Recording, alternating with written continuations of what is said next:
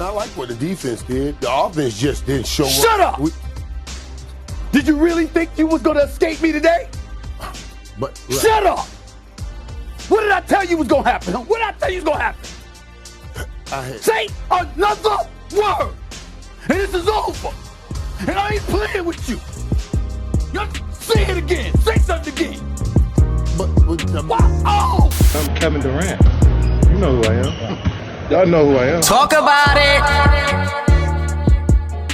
You are now tuned in to Above the Rim. Hoops talk for the streets. Family, what's good? Welcome back to another edition of Above the Rim. Hoops talk for the streets. You already know how we do, family. Brought to you, as always, it's your host, Justin, a.k.a. Just Blaze. Family, you know the drill. To get in contact with me, you can always hit me up and follow me on Twitter at JustBlaze_513, on IG at JustBlaze513, on Facebook and YouTube, search Above the Rim Podcast. Also, email the show as well, Above the Rim NBA Podcast at gmail.com. Family, tap in and leave a voicemail. The line is always open, 908-718-1592. Best way to support the show is by comping your merch. As always, make sure you hit the website, getting your hoodies, your tees, and all that other good stuff. I appreciate it as always. Link is in my bio. Make sure you leave your boy a review on iTunes, a review on Spotify. If you rock with the show, that thumbs up on YouTube. Make sure you throw in a flame in the comments. Make sure you subscribe as well if you're watching this on YouTube. So I appreciate you as always. Solo episode, this family. I can't talk to anyone else right now because I came in here hype. And you know why I came in here hype. But first, let's get to some news around the NBA, right? Let's talk about it. Any concern that we had with the trade deadline, that it might be a quiet one, it was thrown out the window last episode when I was recording, when Kyrie Irving requested a trade. Was traded mid-episode when I was recording with my boy Wole. Shout out to him. When he requested that trade, we knew the trade deadline is going to start to get a little bit sticky, right? Over the trade deadline, NBA teams completed a total of 15 trades, included 12 that were finalized on deadline day. A total 49 NBA players and 44 draft picks were on the move on NBA trade deadline day. So it was a wild day, to say the least, and we loved it. The streets loved it. Everybody loves when trades go down. Going down at the middle of the season right now, it makes everything a lot different. It puts things into high gear, and we love it, man. So let's talk about the trade deadline deals. I'm gonna recap some of the main deadline deals, and I'm gonna focus in and go over a couple of the others. So quick recap on the deadline deals, just in case you forgot, before we go into further detail.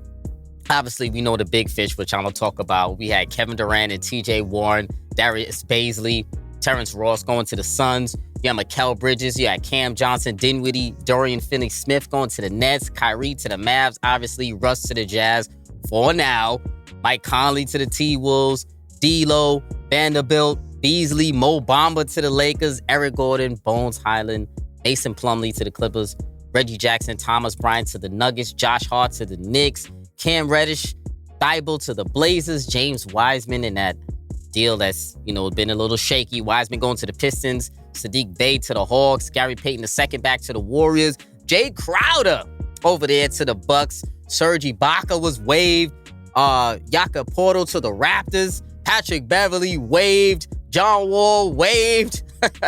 That's some of the main deadline acquisitions and some of the main deadline transactions that went forth in the last couple of days. But before we go into the main one, I want to talk a couple of my losers from the trade deadline, because even though there were a lot of winners, there were a couple of losers. Now, my first loser of the trade deadline, the Miami Heat. I know a lot of people knows I talk about the Heat a lot. I'm a big supporter of the Heat. What's going on right now? The trade deadline, I thought they were going to make a move, but they didn't. The Godfather Project, Pat Riley, missed a great opportunity to make some noise in the Eastern Conference right now. With the Nets being dismantled, it was time for you to make a move, Pat. All you did was a salary dump pretty much for Dwayne Dedmon, who eventually went to your rival, the Philadelphia 76ers, to go over there and back up Joel Embiid. No Crowder deal. No solidifying the backup point guard. or maybe a starting point guard over Lowry. No backup center spot. Now you didn't upgrade there. You just let go of your backup center and didn't upgrade there. No move to make an upgrade at the 4 spot because you're still throwing out Caleb Martin right now, which, who's been playing solid this season, but he isn't that dynamic position or that dynamic player at the 4 spot that the Heat needs or that the Heat is used to having the last couple of years, or when they had the most success. They had PJ Tucker there, they had Jay Crowder there before, and now it's just still Caleb Martin, it looks like, for the rest of the playoff run. So I'm a little disappointed with the Heat for not making the move this deadline. Another loser at this deadline was the Chicago Bulls. For now, right? They did absolutely nothing. This team right now is stuck in purgatory right now, so they needed something to do. They're middle of the pack type team, middle to bottom of the pack type team. Now I'm hearing Russell Westbrook rumblings to both of these teams, to the Chicago Bulls and to the Miami Heat. So we're going to see what happens there. Now, as far as the fit goes with Russell Westbrook, I like him on both teams. I could see him on the Miami Heat fitting absolutely excellent, which I think is his best case scenario. And then for the Chicago Bulls, I could also see him fitting really good there as well. Right? So the Bulls, they're gonna need somebody else who could score the ball, somebody else who could help out rebounding on the inside. He's one of the best rebounding point guards of all time. We know that, and help push the pace and just put points on the board, because we know the Bulls have certain issues with their team. They may not, I wouldn't say like grave issues. They have some issues, but they're not colossal issues that can't be overcome. Yes, they need to score better. Yes, they need to play better defense. Yes, they need to work out a couple of kinks, but you could say that for a lot of teams. And because you can say that for a lot of teams, that means a team like the Bulls is not all the way out of the picture. Like if they make a pickup here, a pickup or two here, they could make a run. The Miami Heat, they make a pickup or two here, they could make a run. So I'm calling them losers for the deadline right now. It's because I thought making a move would make these two better and help them out on the playoff run. So we'll see where Russell Westbrook ends up now, if he's going to be on the Heat or the Bulls. So we'll see if he goes there. My other loser for the deadline, the Toronto Raptors, right? Yes, they picked up Jakob Poeltl to be their center going forward, right? But they didn't, to me, why I'm calling them a loser is that they didn't clear their log jam of wings on their team, right? I think they're doing a disservice, Masai Ujiri. I think he's doing himself and his team a disservice by keeping everyone on this roster, right? I think they were more able to sell high on a lot of their wings at the deadline as opposed to the summer. Now, keeping those pieces now, hopefully trying to make the playoffs, I would hope, because tanking would be unnecessary and it wouldn't even be a smart strategy because you're not really going to get anything out of that, right? Trying to make the playoffs, keeping this type of talent. A playoff berth with this type of talent would be unacceptable in my opinion. So because they didn't trade those log jam of wings, what is going to be their role going forward for the rest of the season? We know OG wants more minutes. We know he wants a bigger role. Pascal is the number one option. Scotty Barnes needs a bigger role. Fred VanVleet looks like he wants to change teams or maybe alter his role.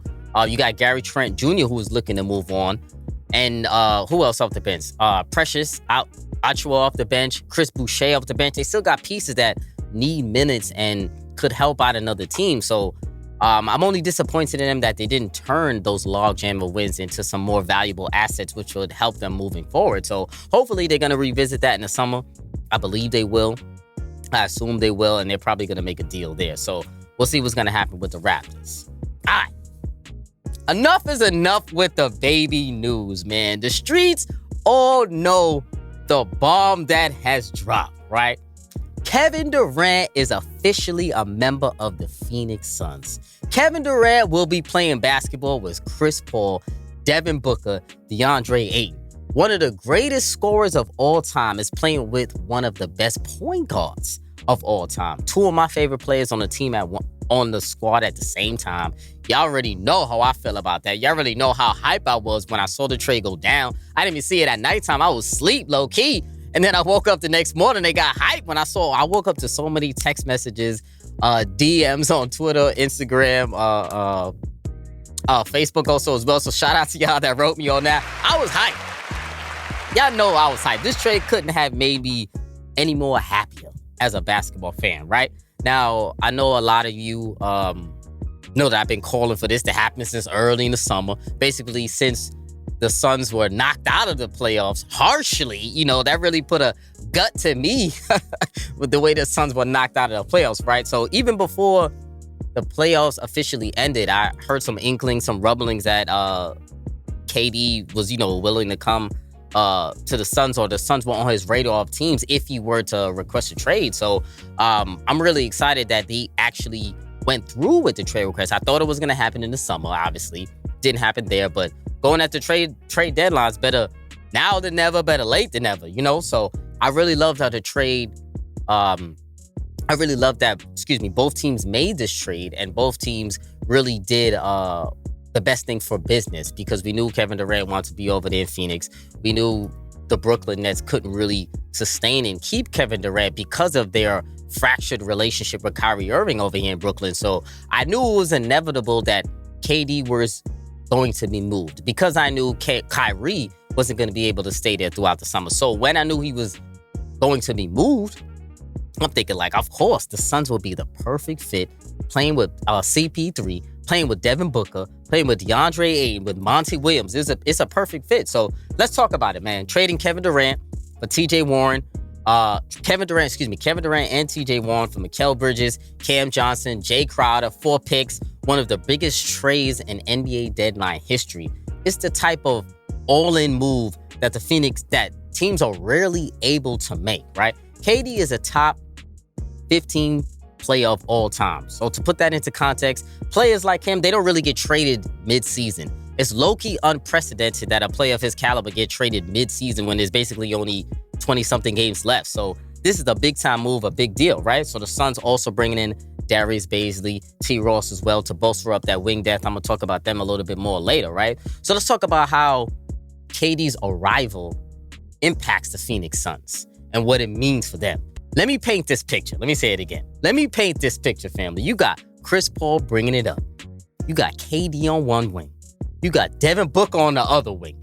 Ayton setting a nice screen down the middle to set it up. Mid-range after mid-range after mid-range, family. We call this pick your poison, beautiful basketball. 4 mid-range specialists who are regularly able to hit well-contested jump shots in the area of the floor that matters most in the postseason. The reason why their mid-range is shot less, as we all know, than any other shot is because players can't do it.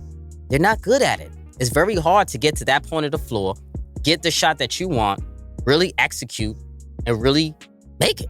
It's really tough for a lot of players to do because they've lost the art. The art of the mid-range is lost. It's been talked about as nauseum for players that really know basketball, that really understand basketball, the lost art of the mid-range. And we know that's the most important and the most effective playoff shot. So these guys, the Phoenix Suns, have 4 mid-range specialists on their team. And I think it's an exceptional fit, right? Getting a player of KD's stature is obviously going to alter everyone else in the lineup. But the Suns are one team, and the Warriors also as well, that a player like Kevin Durant can seamlessly fit into that roster and fit into that offense easily, seamlessly, right? So let's talk about Devin Booker. I don't think Devin Booker's game is really going to be impacted really much by KD's arrival. Maybe only shot attempts here and there on a game-to-game basis, but we're going to see how that works because they're both very unselfish players, right? So he elevated his game this season pretty much in every statistical department, every category except availability, right? Which will be the key for Devin Booker. Can't miss any more games, right? Can't miss any more games. He got to be there for the next couple of games. He missed over 20 games recently. What was it? A groin injury, I believe. He missed the last couple of games, last 20-something games, but he's back now. He's playing better. He looks a little bit healthy. Also, with Devin Booker's game defensively, right? Taking on a tougher assignment now is going to be another key and another added element of Devin Booker's game that he's going to need to be doing a lot more with Kevin Durant here now. So we know the Suns lost their best perimeter defender, Mikal Bridges. He was the main defender on the point of attack. He was the main person guarding the opposing team's best perimeter offensive player. And now they lost that. So they're going to have to replace that, of course. So now it's going to have to be done by committee unless they really commit to having someone really take Mikal Bridges' role as a whole. Now, they got Josh Okogie, could be Torrey Craig. Who else? Could be T. Ross that they just signed in, but that's going to be something that the Suns are going to have to work out moving forward, right? So, like I said, Devin Booker, not really going to change too much in his game when Kevin Durant comes through, except for, some shot attempts, increasing his defensive abilities. Ayton, as far as Ayton goes, got to rebound, my brother. 10 rebounds minimum. I pray for a block or two. There's no room for error anymore for DeAndre Ayton.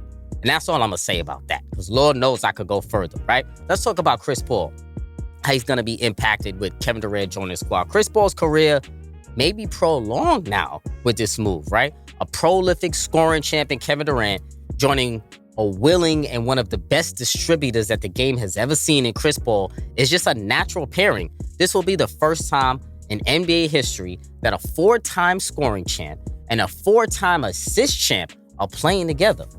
Chris Paul has proven he can play alongside any other dominant offensive players. And with KD on board, Chris Paul now becomes a full-time playmaker. CP3 is the best playmaker that Kevin Durant has ever played with. And this could elevate his own game, right? Even more, and receiving some more of the easy shots of his career.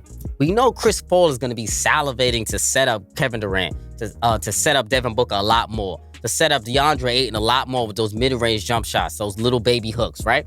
So we know this puts Chris Paul back into his element more, shooting less, playmaking more, right?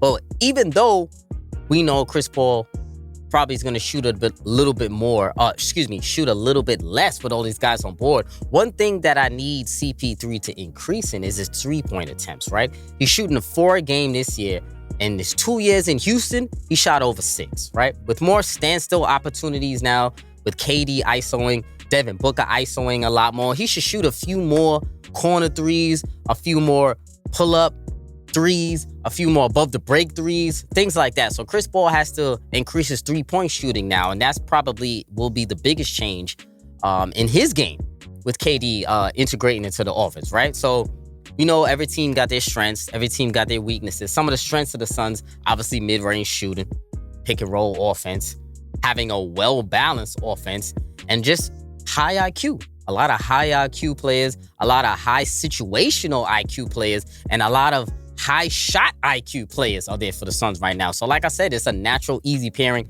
especially on the offensive side of the ball. It's going to be a seamless fit. Now, some weaknesses that I think, if there are any, some weaknesses that I was thinking about that the Suns may have when they do take the floor is maybe rebounding and physicality, how I was thinking, right? These Phoenix Suns, sometimes have a tough time with big physical teams, right? I still don't like the Grizzlies matchup for them. A team like that can give the Suns some problems only because of their physicality and their ability to dominate the offensive boards, right? Steven Adams, Jaren Jackson Jr., they still have a lot of guys, Xavier Tillman, Brandon Clark, B. Clark. They got a lot of guys who still crash that offensive and defensive side of the ball. So the Suns have to make sure they're watching out for their rebounding, make sure their rebounding is on pace with other teams. Now, they're not a terrible rebounding team. I believe they're 10th or 11th or something like that as a team in rebounds per game. So right now they're doing a solid job.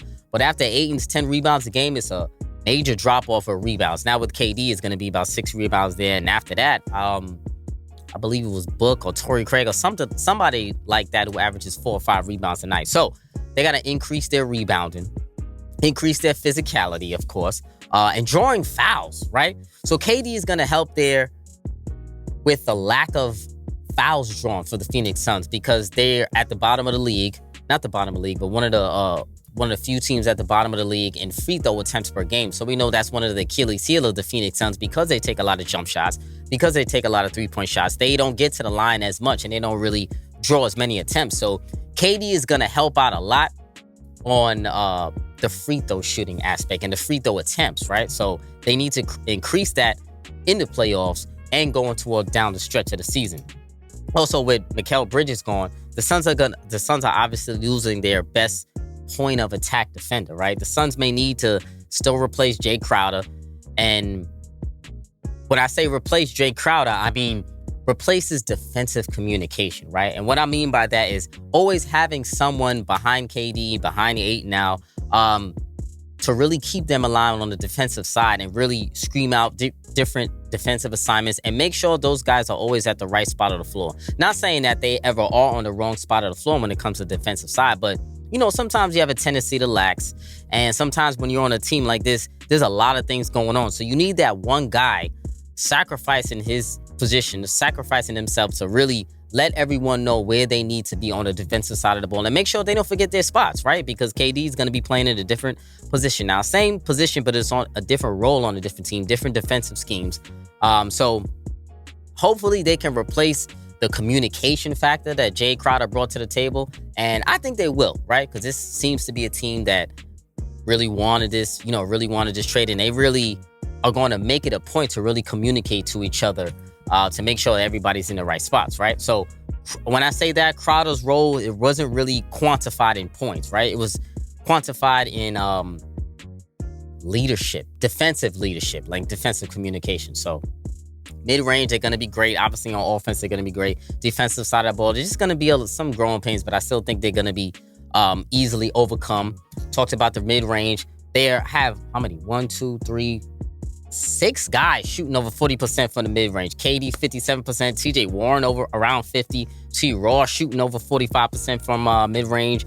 Book, 46%. CP3, 45%. And 8 and 40 over 41% as well from the mid-range areas. So we know that's going to be their bread and butter, right? Pick and rolls, pick and pops, mid-range shots, open threes, sucking in the defense, kicking out, baby hooks. A lot of those is going to be happening for the Phoenix Suns. So I really like that. Their free throw shooting as well is going to be exceptional. KD is, I believe he's leading the league right now in the free throw shooting percentage. And the Suns are notoriously a team that's at the top of the list of free throw shooting in the league. So he's going to fit in seamlessly there.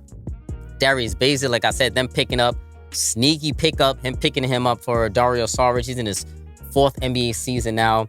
6'9" forward, long, athletic, plays like a big on defense, but like a wing on offense, right? Long, sleeky, athletic wing. You could play some defense as well, can block some shots, he can hit some threes, and also has a history with Chris Paul. If you remember, Darius Bazley played with Chris Paul when he was in OKC, the same year with SGA, the same year with Schroeder, the same year with Steven Adams in the bubble that year. And he really played good. He really stepped up his game in the bubble and really played really well. So I have high hopes for Darius Bazley in the Phoenix Suns. And I actually think he's really going to have a significant role in the rotation because he's a really good player. I know a lot of people don't watch a lot of OKC games, but he's a really good player, Darius Bazley. So he's going to be a sneaky pickup for the Suns. Picking up T. Ross as well. He's going to add to that mid-range depth, that three-point shooting depth, that solidifying that 3 spot as well. Who starts at the 3 with the big 4? We don't know. That remains to be seen. I personally think it should be Okogie. It could be him. It could be Torrey Craig. It could be Terrence Ross as well. So we'll see who Monty Williams is going to go with for that 3 spot, right? So together, KD, CP, Devin Booker have everything it takes to win it all. Skill, will, hunger, and wanting revenge right now. Now, do they have to figure out some on and off court chemistry, solidify the rotations, shot distribution, late games execution? Of course, absolutely. But when you have the opportunity to win a championship, you do whatever is necessary. And they will do that. I think it's an excellent pairing, and I can't wait to see what the Suns look like on the floor. We're going to check that out as well. Let's talk about the Brooklyn Nets side of the deal, right? Side of this Kevin Durant deal. Got Mikal Bridges. Got Cam Johnson, right? And also from the Kyrie Irving trading, they bringing in Spencer Dinwiddie, bringing Dorian Finney-Smith. Out of the Nets lineup is obviously Kevin Durant, Kessler Edwards, Kyrie Irving, Markieff Morris, and TJ Warren out of the Nets lineup. The Nets, listen, let me tell you right now. The Nets got some really decent returns for Kyrie Irving and Kevin Durant. And now, while they have a lot of really good players and draft capital, they're just without a true star. But all hope isn't lost, in my opinion. I actually really like their team, right? Listen, the two teams who I root for most, the Brooklyn Nets and the Phoenix Suns, really made a trade, and I'm not mad at it, right? I know these Phoenix players very, very well, right? So let's talk about who the Nets got from the deal and what they can provide for the Brooklyn Nets, because the Nets are going to be a really solid team, man. Let me tell you right now, Brooklyn Bridges is averaging a career high 17 points per game, 17 and 3 a game, right? On 46% shooting this year. He's strung together the best stretch of his career lately. He had over 20 points in 12 of his last 15 games. He's the league leader in corner threes this season. Excellent shooter, excellent defender, as we know. Cam Johnson is a great shooter, an improved slasher. Dorian Finney-Smith is an excellent perimeter defender who can knock down threes as well. Spencer Dinwiddie, we all know over here in Brooklyn, he's a very good combo scoring guard who can get you 20 at any point or any night. Clax is a potential defensive player of the year candidate. Killer Cam Thomas coming off the bench, getting buckets, Royce O'Neal, Seth Curry, Yuta the shooter, going to be getting some more minutes now. Hopefully some quality production from Ben Simmons with lower expectation. Who knows, right? This Brooklyn Nets team is a playoff caliber team, in my opinion. And they could even sneak up and win a round or two with the right matchup in the Eastern Conference, right? A lot of length, a lot of defensive versatility, energy, and most importantly, hunger to prove why they are here, why they all were traded here, and why they are adequate pieces to bring back for trading their 2 stars. So I really like what the Brooklyn Nets have done with the trade, and people are sleeping on this Brooklyn Nets lineup because I don't know if they could beat any team in the East, but they could definitely give a run for some of the top teams in the East. Now, say if they play a team like Philly, they may run into some trouble. We've seen them play there the other night. It was a very close, tight game. So the Brooklyn Nets definitely have the potential, and they're going to be a very hard-working team and a very easy team to root for, if I'm going to be honest. So I'm really looking forward to seeing how the Brooklyn Nets really implement all these pieces and how Jacque Vaughn really ups his coaching and really how he can, let's see if he can get anything out of Ben Simmons for the rest of the year, because that should be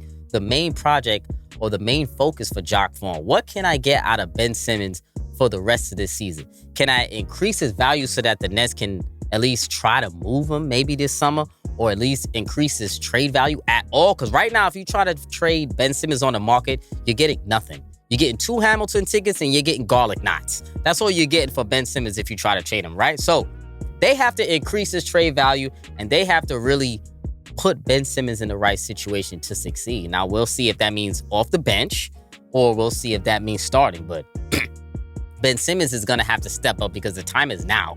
There's no more room for error for him. He had enough games, right? So we'll see what the Nets do going forward. The Lakers. Let's talk about the Los Angeles Lakers, right? They loaded up a little bit. Mo Bamba, Malik Beasley, D'Angelo Russell, Jared Vanderbilt. They got rid of Patrick Beverley, Thomas Bryant, Damian Jones, Kendrick Nunn, Juan Toscano Anderson, and then Russell Westbrook. A lot of guys moving out the Los Angeles Lakers, right? So let's talk about them. I low-key like their moves. They desperately needed more playable guys to go around their 2 stars, LeBron James and Anthony Davis. And I feel like they did just that. Better, more higher quality role players. I like the pickups, I can't lie, right? So now figuring out the rotations is going to be tough for them, or what they need to focus on for the next 20-something or 20-odd so games.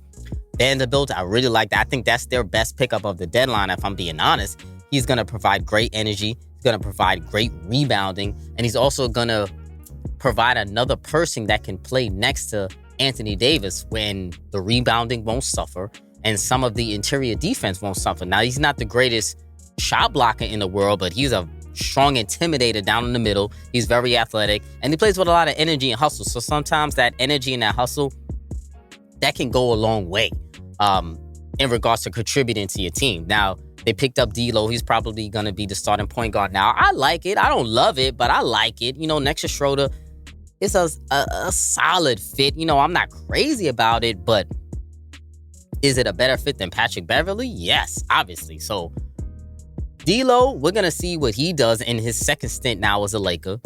He had a solid time in Minneapolis on the Timberwolves. He played pretty well for them. Went to the playoffs last year, obviously.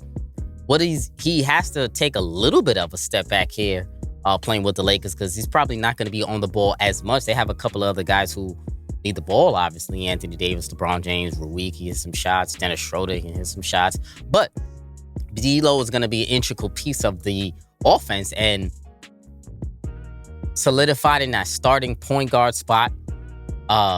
Picking up Vanderbilt, like I said, I like before. Also, Mike Beasley that they picked up. I also like the pickup from him. He's going to provide some spacing, some excellent shooting that LeBron and AD actually needed. I think the move for Beasley was more of a move, for next year also as well, and to see how he works this season, because if playing correctly, he's a great fit with LeBron James and with Anthony Davis. So we'll see how he's going to solidify his role. I'm not sure if he's really going to start or come off the bench. We're going to see what Darvin Ham is going to do with that unit, right? Yeah, great pickups for the Lakers, like I said before. Quick thoughts on Russell Westbrook also as well, being called a vampire in the locker room. I really didn't like that. I'm not going to lie, family. I really didn't like that, right? I really think that was some weak-ass reporting, in my opinion. Like, who's your source, bro? Who's your source? If you're not going to come out and say who called Russell Westbrook a vampire in the locker room, I don't think you should report it at all. I think that's something you should just keep in the Rolodex and just say, damn, maybe or maybe not. Someone told that to me. But that's something I'm going to just keep in the notes, because I don't think that's something that should be reported, because now you don't know where it's coming from. You don't even know who said it. And now we're just, the only one losing here is Russell Westbrook. So now it looks like a smear campaign on his way out. And he's more so looked like a scapegoat, as if it was only his fault for the lack of wins from the Lakers this season. It's not only his fault. The entire roster, the entire front office needs to take accountability from the top down, all right? A lot of people didn't play their roles or didn't perform to their expectations of what the Lakers needed from them with the roster around them. So everybody really had to step up. And also availability also as well. A lot of the stars, a lot of the key pieces of the core pieces of the Lakers weren't available. So they didn't really get to see their full potential of that threesome there, right? So was Russ a perfect fit in LA? Obviously not. Of course not. It surely was clearly was a shot in the ass type of move, right? Name over fit. But it didn't work, in my opinion. So it didn't work, and you move on. But don't smear the guy on the way out. Don't shit on his name on the way out. Just let him go out calmly, gracefully. You traded him, and now he has to get bought out. So now Russell Westbrook has to see where his future is going to take him, because he wasn't a fit with you guys. So don't shit on him, man, when he's on his way out, man. Come on. It just wasn't a natural fit. A lot of people who were criticizing the move coming in knew it wasn't a natural fit. So there was no surprise here that didn't work out. So we're going to see how the Lakers implement their new pieces going forward, and if now they can become a better team and really can chase that playoff run, or really chase a playoff berth, to be honest, because right now they're looking at the play-in as their only option to get in the playoffs. So we'll see if they can put the pedal to the metal, man, for real, seriously. So we're going to see what they're going to do. The T-Wolves, they got Mike Conley in that deal, in the Russell Westbrook deal. It gives the Wolves a lot more consistency, a lot more leadership at the point guard position. Conley was going through his lowest usage rate for his entire career this season. So he's going to be able to help the Minnesota Timberwolves on their playoff berth chase, which is going to be balloting the Lakers, ironically, and the Utah Jazz and the Golden State Warriors for that, and the Pelicans for that 7th, 8th playoff spot. So they're all, the teams that traded with each other are all going to be battling for those last couple of playoff spots. So we'll see who comes out on top there. As far as Denver goes, the number 1 seed in the West right now, they added Thomas Bryant, added Reggie Jackson. I like their pickups as well. Very low mileage pickup. Picking up Thomas Bryant as another backup center for Nikola Jokic. They weren't really happy with DeAndre Jordan's production, which I don't blame them for. So Thomas Bryant is a much better backup than him.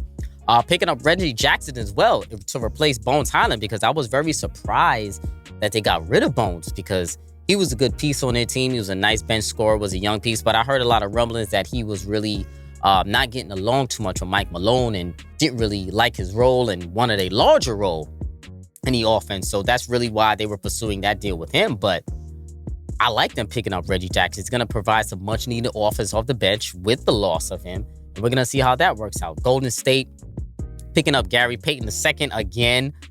He's having some issues right now with his physical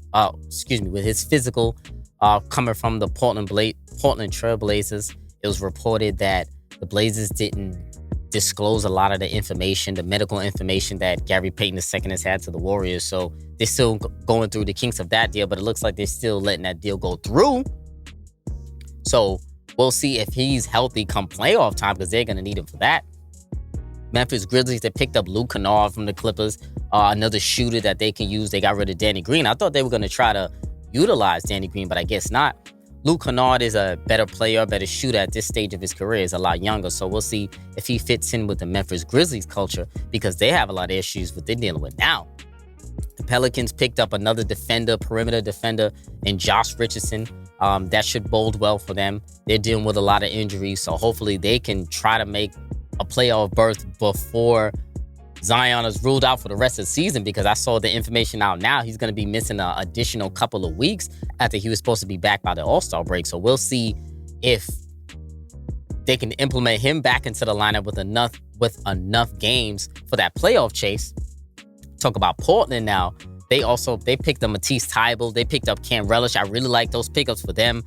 They need to solidify their defense now, because they started the season off really good. Then they started a little bit of a tailspin. Now they're starting to really wane off right now. They have to keep that momentum going, because you can't have Dame missing another season out of the playoffs, right? So he needs defenders around him. Find him some defenders. I think Cam Reddish is going to be nice for them, a great pickup for them, a renaissance pickup for them. Hopefully, he can get some minutes where he can revitalize his career, because we know he's been in the doghouse in Atlanta. He's been in the doghouse in New York.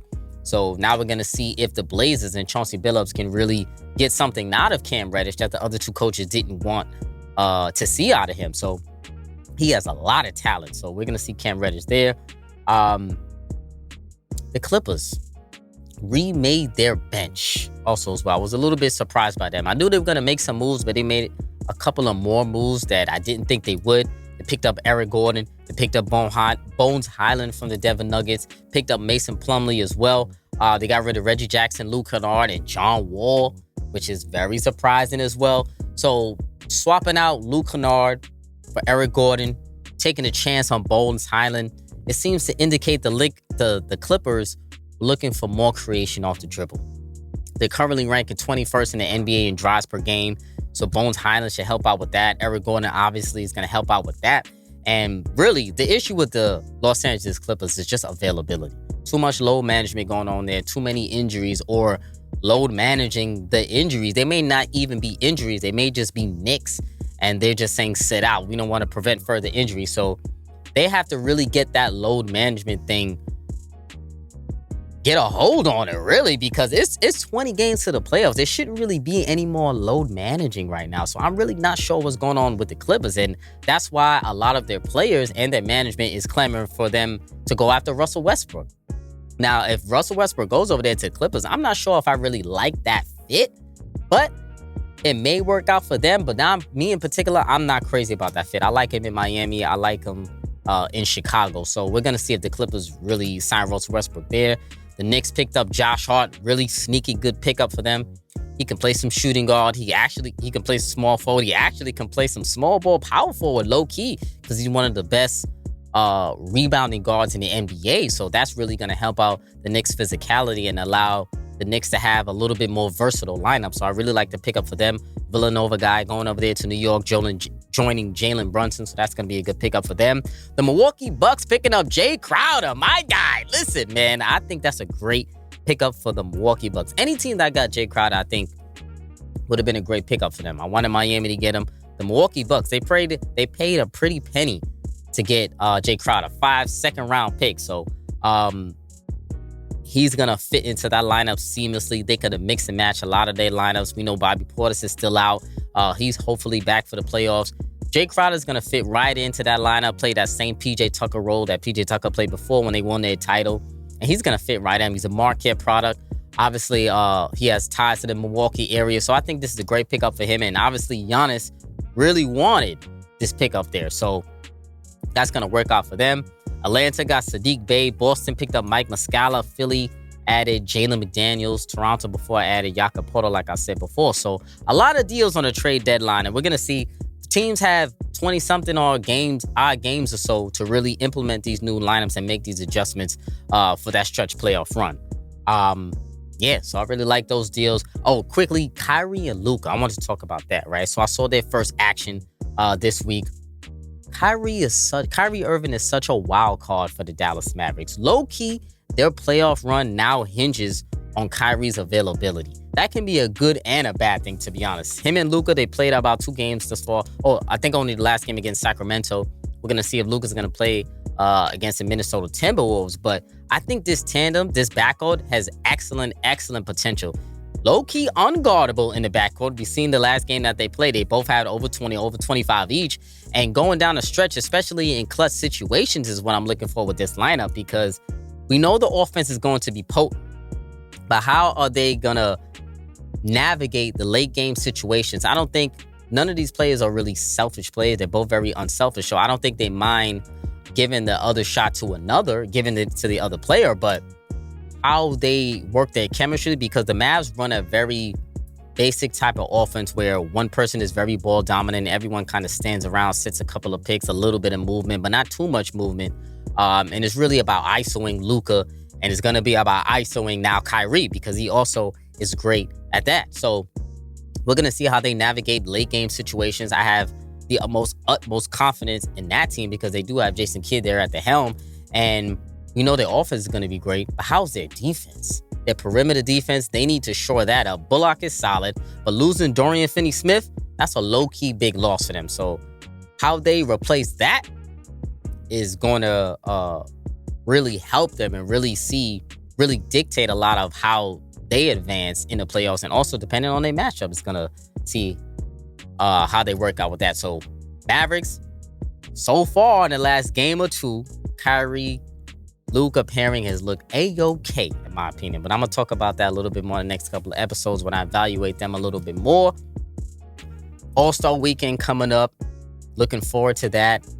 They haven't really named a lot of the contestants in the All-Star Weekend. All-Star Game, obviously, we know.